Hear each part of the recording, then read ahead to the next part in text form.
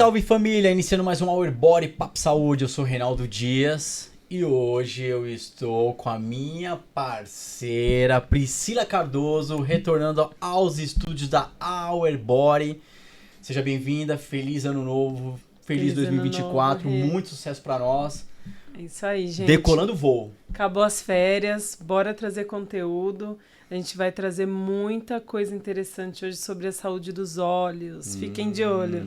E hoje estamos aqui com uma conversa que vai render muito assunto. Ele, Dr. Lucas Passarella. Seja bem-vindo, doutor. Obrigado pelo convite, Reinaldo. Obrigado, Priscila. É um prazer estar aqui e falar um pouquinho mais sobre a saúde ocular para todos os seus espectadores. E é isso aí. Lembrando que estamos na plataforma do Spotify e tem um recadinho para vocês. Agora estamos com cortes do Hour Body lá no YouTube. A Pri vai falar um pouquinho para vocês aí sobre o cortes do Hour Body.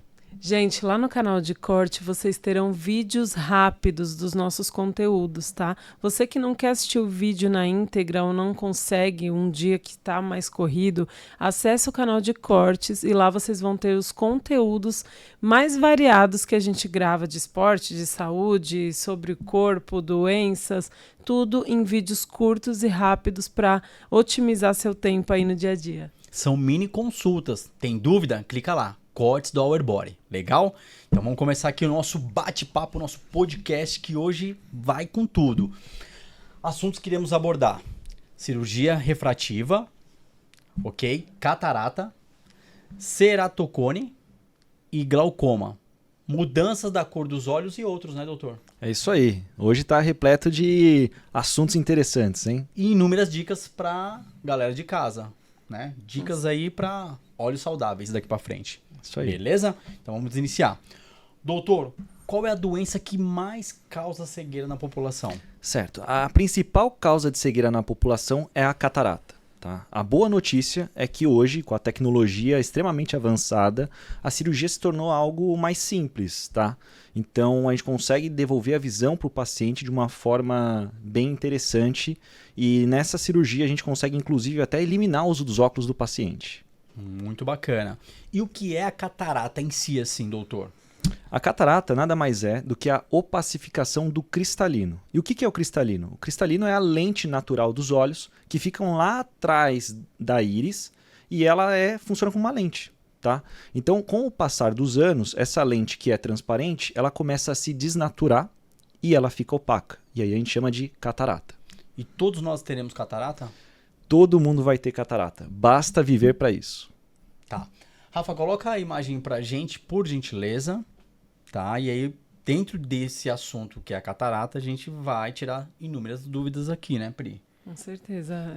Principalmente, assim, só idoso tem catarata ou uma pessoa jovem pode ter? Pergunta interessante. Então, assim, a catarata ela pode ser causada por inúmeros fatores. O principal, de fato, é a idade. Que nem eu falei, todo mundo vai desenvolver a catarata em algum momento da vida, tá? Mas existem cataratas por outros motivos, como, por exemplo, a catarata traumática, que é de quando o paciente tem um trauma ocular, então ele pode desenvolver de uma forma mais precoce.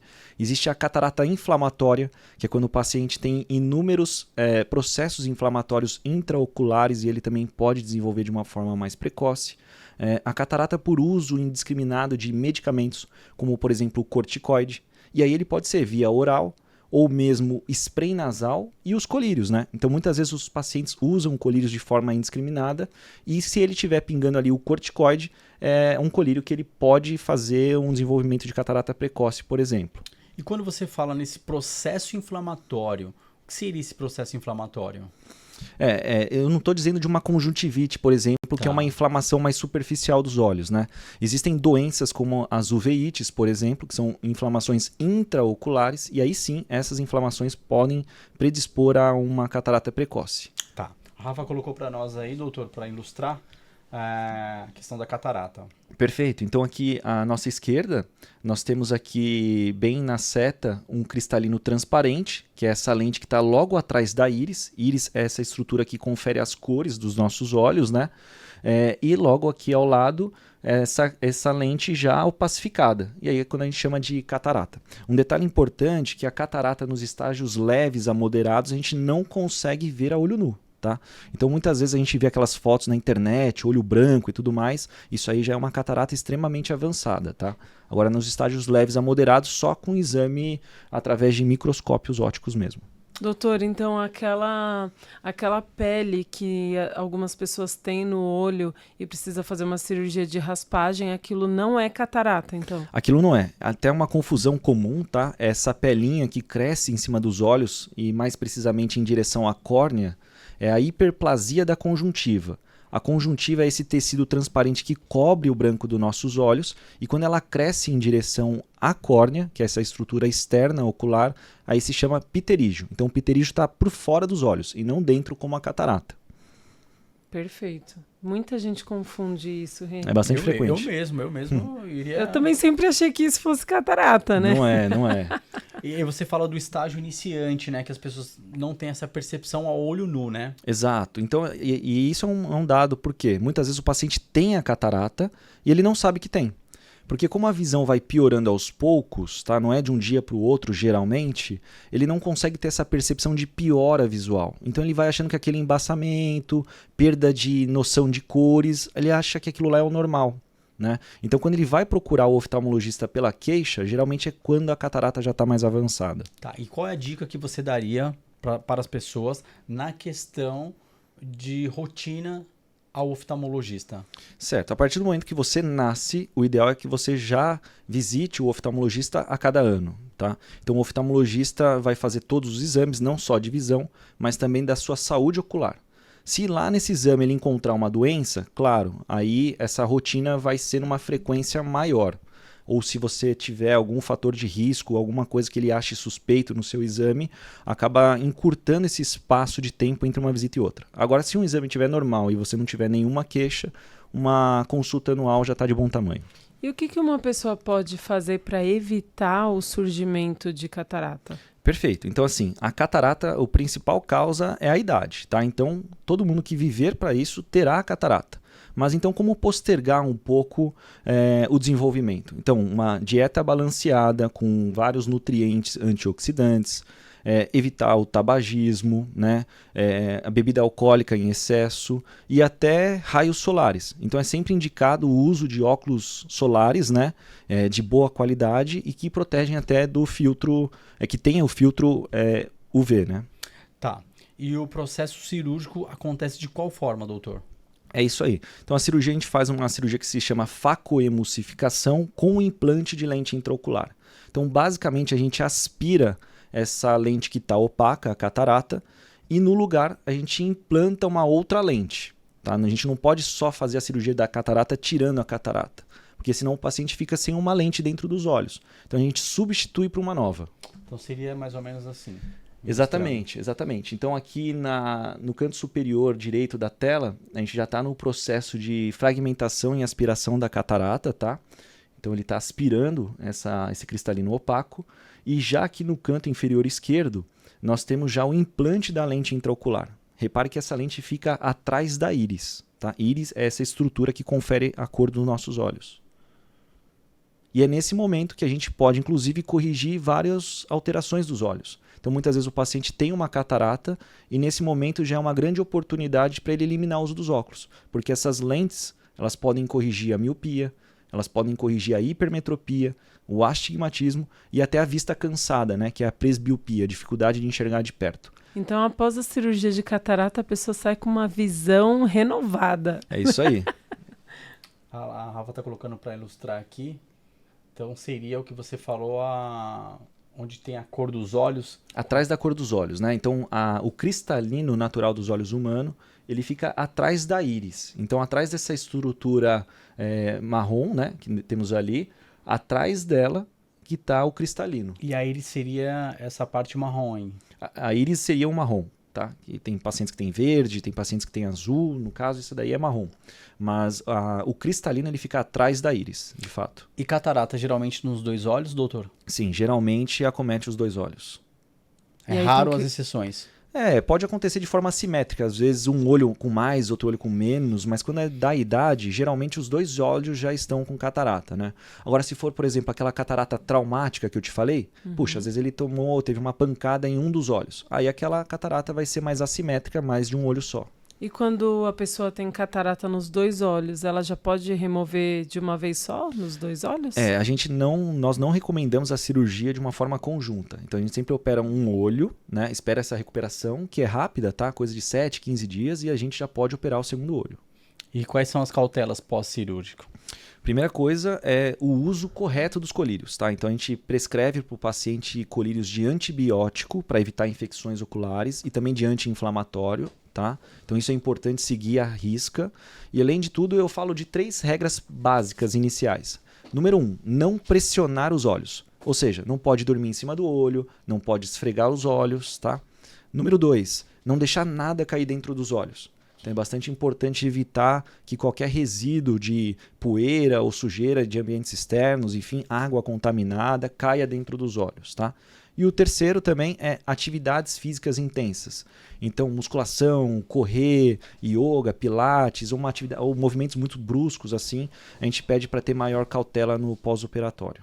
Então, 7 dias, repouso total. Exato. Fica vedado o olho? Não tem essa necessidade, tá? Eu deixo sempre o paciente com um acrílico transparente grudado no rosto mesmo, mas à noite, na hora de dormir. Tá? Então, porque às vezes à noite, mexendo ali na cama, a gente pode pôr a mão ou pode amassar ele ali no travesseiro, enfim. Eu deixo mais como um fator de proteção a mais à noite. Mas durante o dia, o paciente acordado, ciente que acabou de operar, ele não precisa deixar o olho tampado, não.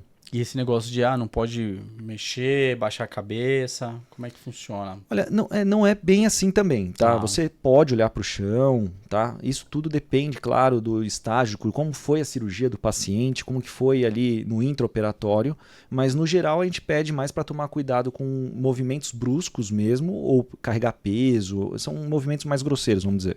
Tô tirando a dúvida do público de casa. É isso aí. Pode ir pra cozinha, pode cozinhar de leve ali, ou Olha, não? Aí que tá, né? Porque nesse momento da cozinha, de repente você tá ali cortando uma cebola, não sei, aí cai uma fumaça com alguma coisa, espirra óleo no olho. Então, assim, é bom evitar. O vapor quente. Então tem coisas que é bom você evitar pra não dar sorte pro azar. Momento, né? Exato. Muito bom, bacana. Então ficou a dica aí. Aproveita pro maridão ou pro filho cozinhar, é um momento, né? Sim. Né? Um vai ajudando o da outro. família vai ajudando. Mostrar que tá junto. Exato. Ou põe a esposa pra cozinhar, o marido cozinha, então tira esse período de folga. Muito bom. Doutor Lucas Passarella. Quais as opções para eliminar o uso dos óculos? Perfeito. Então, assim, existem vários, né? Vários não, mas assim, primeiro motivo, lógico, já temos a lente de contato. Então, a primeira forma, quem não quer usar, a mais frequente, é o uso de lentes de contato. Agora, tem pacientes que têm vários desconfortos com o uso da lente também, né? Ela incomoda, tem que ter um certo cuidado, aumenta muito o risco de infecção. Não é indicado, olha, dica importante, tá? Não é indicado entrar no mar ou na piscina de lentes de contato. E caso você entre, tem que jogar fora imediatamente, porque aumenta muito o risco de infecção. Então tem pacientes que gostam ali de nadar, ir no mar, enfim, e acabam querendo já eliminar a lente, que também causa desconforto, enfim, né? Não pode dormir com elas. Então, para esses pacientes, a possibilidade é a cirurgia refrativa a laser. Tá? Então, a gente faz uma cirurgia que é com uma plataforma que a gente chama de excimer laser, e ele tem essa capacidade de corrigir a miopia, a hipermetropia e também o astigmatismo. As pessoas que fazem atividade de contato, vamos lá, elas... Quais tipos de cirurgia são indicadas? Ou não tem? Tipo, fez a cirurgia, não pode fazer esporte de contato. Isso, olha, como eu já vi seu podcast, vi que você entrevista vários atletas, eu acho que é até por isso que você me perguntou. Sim. É o seguinte, nós temos basicamente 2 técnicas cirúrgicas, tá? O PRK e o LASIK. Na técnica do PRK, basicamente, a gente aplica esse laser diretamente na superfície ocular. Tá? Agora, na técnica do LASIK, nós confeccionamos antes um flap, que é como se fosse uma tampinha na superfície ocular, aplicamos o laser embaixo e depois colamos essa superfície novamente em cima, ali na córnea. Né? Então, para praticantes de atividade física de contato, é uma contraindicação absoluta a técnica do LASIK. Porque diante de um choque, um trauma ali, existe o risco real de descolar o flap corneano. E isso não necessariamente no pós-operatório imediato. Isso pode acontecer meses, anos depois da cirurgia. Então, quem pratica atividade física de contato, a orientação seria a técnica do PRK. Que aí fixa bem ali. Exato. Aí não tem nem corte, né? Não tem nada ali cortado, colado, enfim. É o laser direto na superfície mesmo. Então aí seria a técnica mais indicada para praticantes de atividade física de contato. Aí tá liberado pro boxe, pro Muay Thai, pro Gil. Fique tranquilo. Exato. Lembrando que, assim, trauma no olho, pancada no olho nunca é bom, né? Sim. Mas em se tratando de cirurgia refrativa, se vai ter esse choque, o ideal é que não seja através de um LASIK, por exemplo, que aí você tem esse risco a mais ainda de descolar a córnea. Então, encerramos esse assunto aqui da catarata. Espero que ficou bem claro para todo mundo, né? Com certeza ficou. E agora vamos pro glaucoma, que é o mais silencioso aí, né? Puxa, é verdade. Você me perguntou quais são as principais causas de cegueira, né? E a catarata, de fato, é a causa principal de cegueira no mundo, mas é reversível. Agora, o glaucoma não, tá? É a segunda causa principal de cegueira no mundo e é irreversível. Tá? E o problema é que o paciente não percebe que tem o glaucoma. Nos estágios iniciais, ele é silencioso. Então, esse é o grande problema. É o grande desafio da oftalmologia. Então, para o paciente descobrir que ele tem glaucoma, ele precisa estar em acompanhamento periódico. Perfeito, é isso mesmo. Como ele não percebe, as consultas de rotina acabam sendo importantes porque nesse exame, a gente faz o exame do fundo de olho, né? E ali a gente estuda o nervo óptico do paciente e acaba determinando se é um nervo saudável, se é um nervo suspeito, né? Para a gente poder diagnosticar ou tratar já de uma forma antes de ele ter o sintoma. A Rafa colocou aí, doutor, o glaucoma e os níveis, né? Pra gente... Perfeito. Então, assim, olha, para elucidar mais em relação até as imagens, né? É importante eu dizer o que é o glaucoma, né? O glaucoma, por definição, é uma doença que leva à degeneração do nervo óptico. Então é muito comum o paciente achar que o glaucoma é pressão alta dos olhos. E não é, tá? Então o paciente que tem pressão alta dos olhos, mas não tem lesão do nervo, nós classificamos esse paciente como hipertensão ocular. Sim, quem tem hipertensão ocular tem maior chance de ter glaucoma, mas isso não é glaucoma ainda. Glaucoma é quando ele tem a lesão. E nessas imagens a gente consegue ver um nervo normal aqui à sua esquerda, né? E conforme passam-se as imagens, a gente vê que existe uma perda daquela estrutura mais alaranjada, que é o nervo óptico. Então o paciente vai desenvolvendo uma escavação, um buraco dentro do nervo maior. Então conforme vai evoluindo o glaucoma, você vai perdendo essas fibras nervosas. Tá? Então a gente... E detalhe, depois que você perde a fibra, você não recupera, né? Então o tratamento visa evitar a progressão e não recuperar o que você já perdeu. Por isso a importância de se antecipar, né, com Exato. exames, porque depois que já perdeu, não é irreversível. Irreversível. E geralmente qual a faixa etária que surge essas doenças, essa patologia, aliás? Um dado interessante é que existem até crianças recém-nascidos que nascem com glaucoma. Tá? Existe o glaucoma congênito, então a pessoa já nasce com o glaucoma.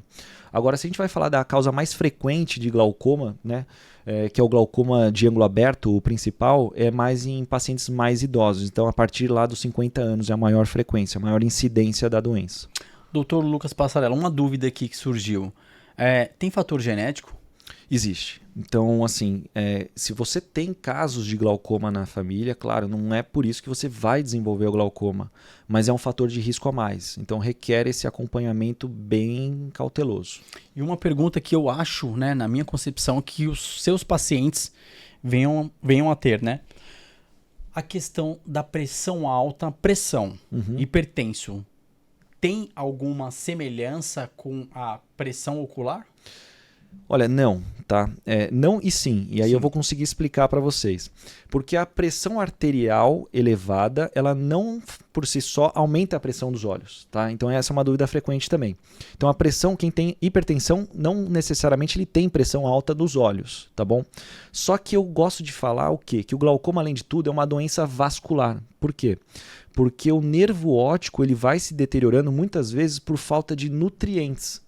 Então, a gente sabe hoje que a hipertensão é uma doença que causa lesão das arteríolas, né, do corpo humano. Então, se você tem diabetes, por exemplo, que também causa esse tipo de lesão, ou até a hipertensão, começa a ter essa degradação das arteríolas, você começa a ter uma má perfusão do nervo óptico. E isso pode sim favorecer o glaucoma.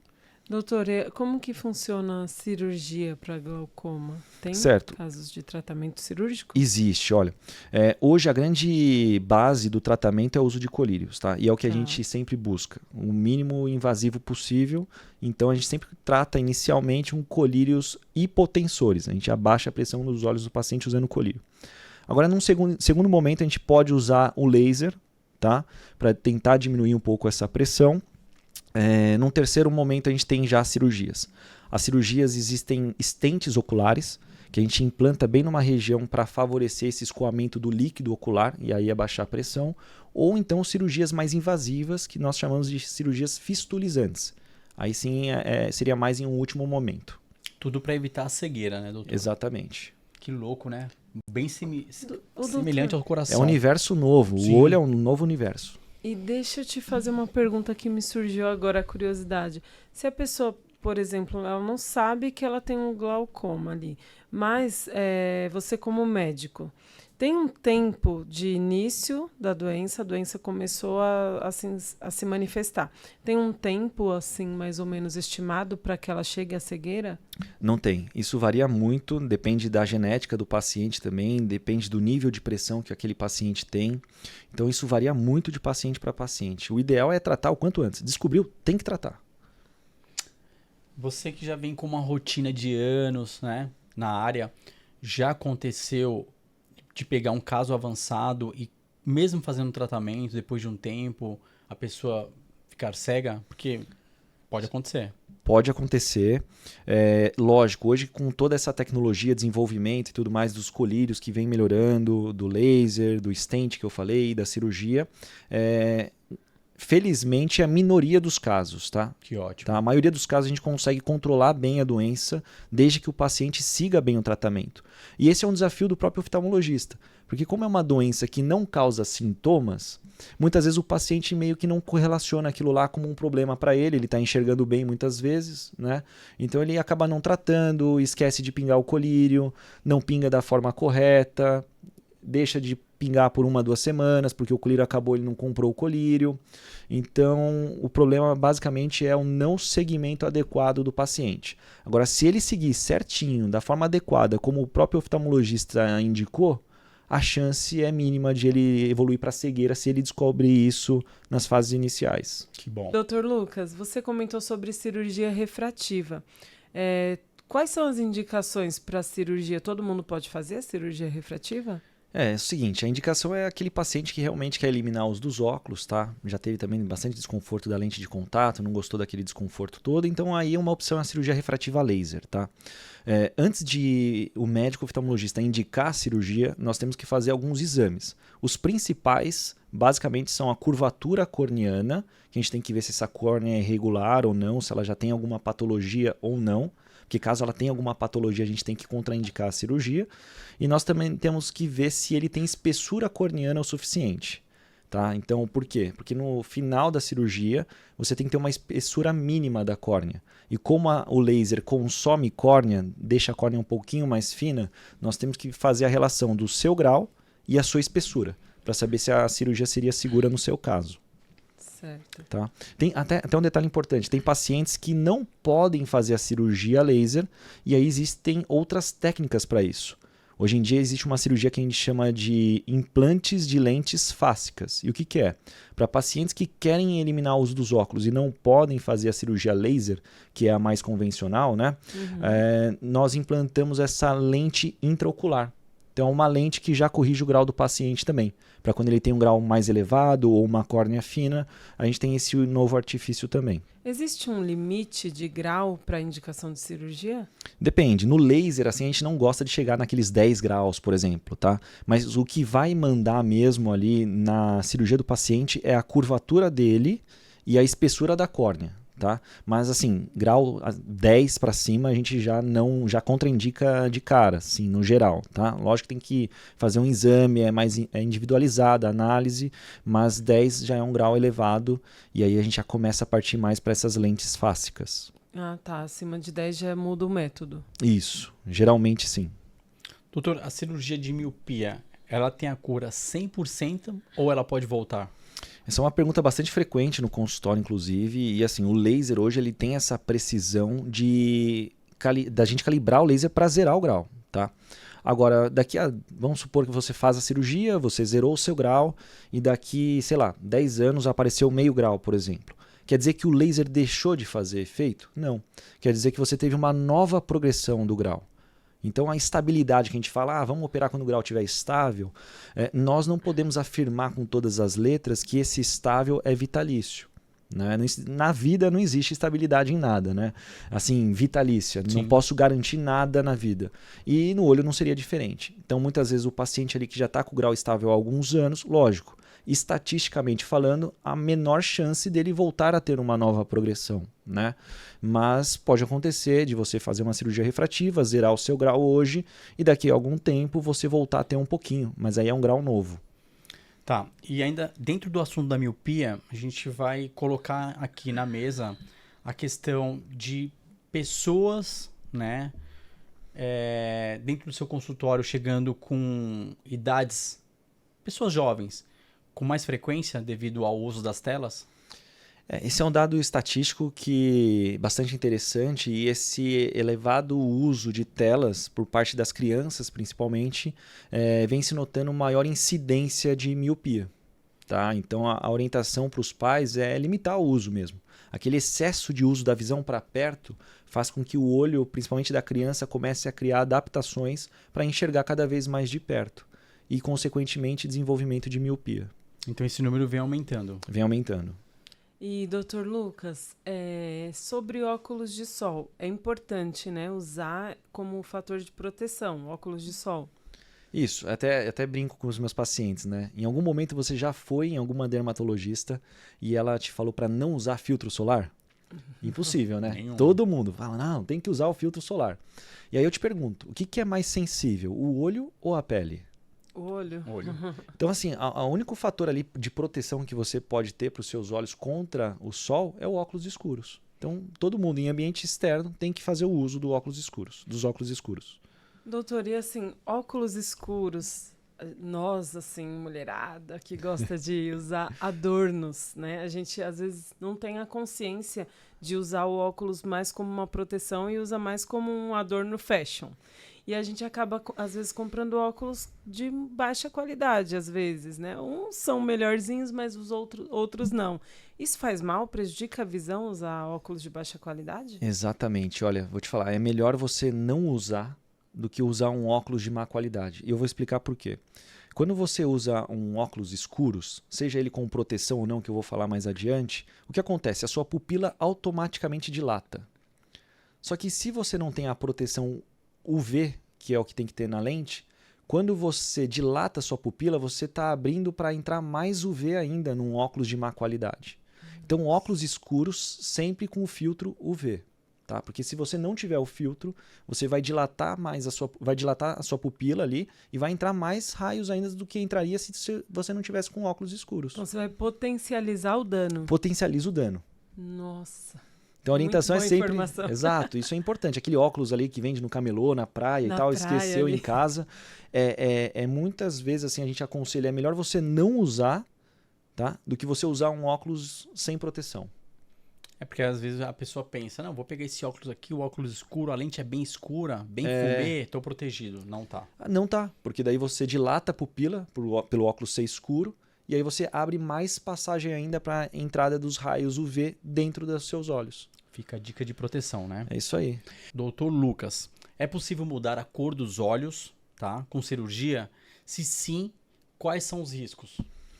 Olha, isso aí é até um assunto em alta, né? Até apareceu ali na televisão esses dias, enfim. Passou, a galera é uma polêmica. Olha, existem algumas técnicas ali no mercado para mudança ou tentativa de mudança de cor dos olhos, né?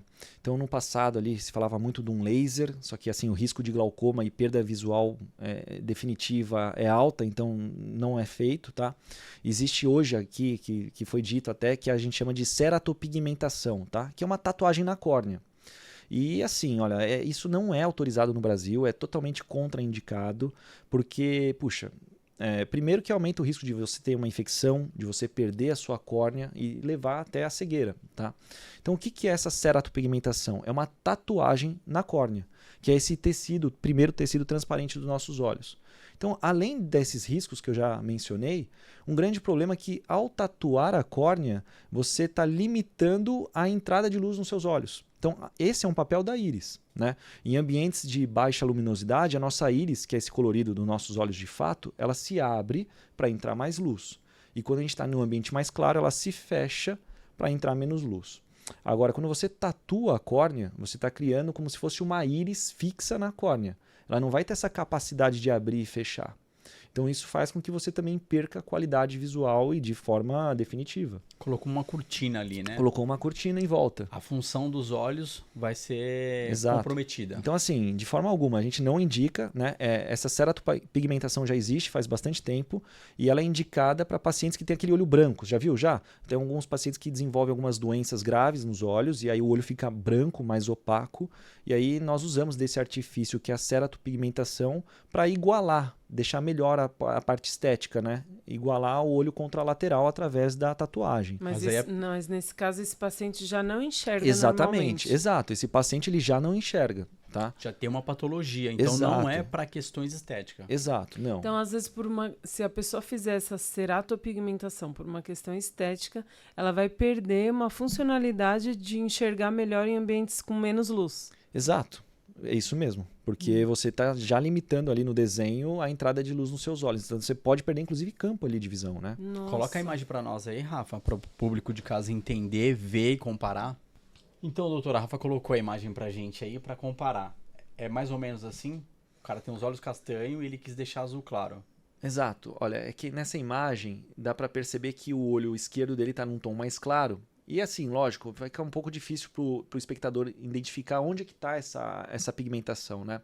Mas por experiência eu consigo dizer aqui que essa pigmentação está na córnea, que é anterior à íris. Então a íris é uma estrutura colorida dos nossos olhos, tem gente que tem verde, azul, marrom, enfim. Só que essa estrutura fica lá dentro do olho, atrás da córnea. E no caso essa pintura foi feita na córnea, ou seja, na parte anterior dos olhos ali. E ele pintou de castanho, né? Pelo que eu tô vendo. Não, ali ó, ficou mais um cinza ali. Ele colocou, Tom colocou de cinza. claro, ele clareou então. Clareou. É igual eu, né? Eu tinha olho azul e pintei agora de marrom. De marrom? É. E aí tá 100% a função, né? Aqui ó. Tá zero bala. Doutor Lucas, sobre coçar os olhos, eu já tive um episódio que eu, sei lá por qual motivo, tive uma coceira grande nos meus olhos e até um vasinho saiu sangue. É perigoso mesmo esse negócio de coçar o olho, né? Nossa, coçar os olhos, esfregar os olhos é uma das piores coisas que você pode fazer de fato para os seus olhos, tá? O grande motivo é que ao esfregar o olho, você pode deformar a sua córnea, tá? Que é essa primeira lente transparente dos olhos. E aí sim desenvolver uma doença que a gente chama de ceratocone. O problema do ceratocone é que ela não tem volta. Uma vez que você tem o ceratocone, acabou, né? Você vai ter que controlar aquela doença para não progredir, porque existem casos que evoluem até para o transplante de córnea. E transplante de córnea não é algo simples, tá? Muitas vezes as pessoas falam, é só fazer um transplante de córnea. Não. Existe rejeição, existe falência. Então tem pacientes que se submetem a transplante de córnea e ficam até cegos. Muito perigoso. Então nunca esfrega os olhos. Lógico, para nós oftalmologistas é muito fácil falar, né? Ou para nossa mãe, não coça os olhos, né? Mas é muito importante identificar a causa da coceira, porque quem está sentindo é o paciente. Então é muito importante essa consulta com o oftalmologista, o exame minucioso e entender o que está levando à coceira ocular. Quais são as causas? Olho seco, muitas vezes ele também já leva a coceira, alergias oculares, inflamações perioculares como a blefarite, que é um acúmulo de gordurinha ali na borda dos cílios com inflamação. Então é necessário uma consulta com o oftalmologista para identificar a causa da coceira e aí sim, tratar a coceira para o paciente não ter vontade de coçar os olhos. Pode ocorrer também o deslocamento da retina? Pode também, é outro risco do coçar os olhos, tá? Quando você esfrega o olho, né, lá dentro dos nossos olhos tem a retina, que é esse tecido, que ele está colado por dentro da esclera, que é essa parte branca dos olhos. E quando você deforma o olho, a retina está sendo estimulada ali também, né? Você está tendo uma deformação ali momentânea da retina e nesse momento você pode favorecer, inclusive, a descolamento de retina. Colocar a imagem para a gente dar uma olhada, né? Coloca aí. Olha, perfeito. Então assim, ó, à esquerda a gente consegue reparar a primeira lente aqui transparente dos olhos, a córnea, a primeira estrutura, ela está redondinha, né? Basicamente no formato bem redondinho. Agora aqui do lado direito a gente já vê esse aspecto mais cônico. Dá para reparar? Sim. Então essa daí já é um paciente que tem o ceratocone. E tem esse nome porque a córnea vai de fato ficando mais pontuda nesse aspecto cônico. Ó, esse aí é um ceratocone um pouco maior já, né? Então a córnea vai ficando cada vez mais pontuda, cada vez mais cônica, cada vez mais fina. E aí, quando chega no estágio máximo, camadas mais internas da córnea se rompem, a córnea fica toda branca. E aí, para o paciente voltar a ter uma visão, muitas vezes é necessário o transplante de córnea. Nossa, pessoal, tenham delicadeza para coçar o olho, porque o negócio é grave. E outro detalhe é que quem tem ceratocone, muitas vezes, na maioria das vezes, ele não tem uma boa visão nem de óculos, tá? Então, como que a gente pode fazer para melhorar a visão desse paciente? Uso de lentes rígidas. Então, é uma lente mais dura, um pouco mais desconfortável, só que ela mimetiza uma nova curvatura ocular, então por isso que melhora um pouco mais a visão. Mas aí, já de óculos, o paciente não tem uma visão tão boa. E com frequência você pega esses casos no consultório? Puxa, é muito frequente, tá? É muito frequente. Paciente que coça o olho e não sabe o quão mal ele está fazendo. Muitas vezes o paciente nem sabe o porquê ele não tem uma visão lá tão boa, ele acha que aquilo lá é o normal. A gente faz um exame e depara ali com o ceratocone, né? Assim, a boa notícia é que também tem tratamento para evitar a progressão, lógico. Tem essa questão do hábito, que a gente vai tratar a coceira para ele não coçar mais, mas também tem um outro procedimento que chama cross-linking, que a gente põe ali uma vitamina, que é a riboflavina, nos olhos do paciente, incide uma luz azul, num comprimento de onda determinado, para fazer o efeito de cross-linking, que é o endurecimento da córnea. E aí esse cross-linking ajuda a evitar a progressão do ceratocone também. Tá, você falou da questão da coceira, e aí eu vou enfatizar. Coceira que você vem pontuando são frequentes. Uma coceira pode ocorrer, tipo, olha, gerou essa patologia. Uma coceira esporádica. Isso, quer dizer, poeira. Né? Não. Se você for lá e coçar seu olho num episódio único, isolado, isso por si só não vai te ajudar a desenvolver, por exemplo, um ceratocone. O ceratocone já é uma coceira ali um pouco mais frequente, vamos dizer, tá? Mas uma coceira pontual pode levar você a criar uma ceratite, por exemplo, machucar a superfície dos seus olhos, que é a córnea, e esse machucado superficial, por exemplo, abrir porta para a entrada de uma bactéria. Tá, aí você desenvolve uma úlcera bacteriana. Ah, entendi. Então, assim, coçar o olho nunca é bom. Mais um exemplo. Mulher, geralmente, é a questão da maquiagem. Homem, poeira, obras, mão suja. poluição, mão suja, Exato. irritação por produto químico, enfim. Qual é a dica que você deixa, doutor? Primeira coisa, se você vai se expor a ambientes que têm esse grande potencial de ter poeira e tudo mais nos olhos, é o óculos de proteção, tá? Agora, eventualmente, você teve alguma irritação, a orientação é sempre o uso de colírios lubrificantes. E o que a gente mais usa são até os colírios lubrificantes sem conservantes, porque já tem hoje no mercado, já tem um tempinho e vale a pena. Então, uso de colírios lubrificantes. Detalhe, tá? E aí fica aquela dica. Colírio lubrificante não é aquele colírio geralmente do frasco azul, sabe? Que o pessoal usa para clarear os olhos. O que, por sinal, é terrível, tá? Para a saúde ocular. Tá? Aquilo lá não é um colírio lubrificante. Aquilo lá é um colírio vasoconstritor. Então, colírio lubrificante é outro segmento de colírio e geralmente a gente prescreve os colírios sem conservantes. E aí você pode usar à vontade, teve irritação, pinga lá sua gotinha e vai te ajudar nessa sua sensação de olho seco, ardência, o olho irritado. Tô na moto, peguei uma poeira, vou coçar. Ó, a mulher tá fazendo a maquiagem, começou a irritar e coçar.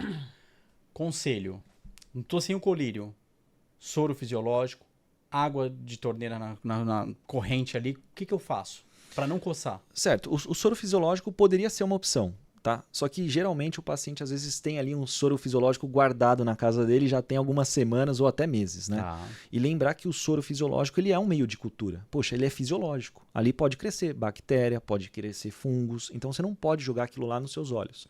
Se você for usar o soro fisiológico, que sim é adequado para essa lavagem, que seja um soro fisiológico novo. Aí sim, você pode fazer essa lavagem corrente com o soro fisiológico. Ou então água filtrada mesmo, tá bom? Se você não tiver o colírio lubrificante. Agora, se persistir o sintoma, procurar imediatamente o oftalmologista. Tá, então eu só pontuei esse caso para deixar uma dica. foi um caso que não é esporádico, por causa de uma poeira. Ao invés de coçar, joga a aguinha ali, passou, acabou. Isso aí. Soro fisiológico novo, ou água filtrada, ou colírio lubrificante. Legal. E antes de finalizarmos o nosso podcast, eu quero agradecer Dr. Lucas Passarella pela presença.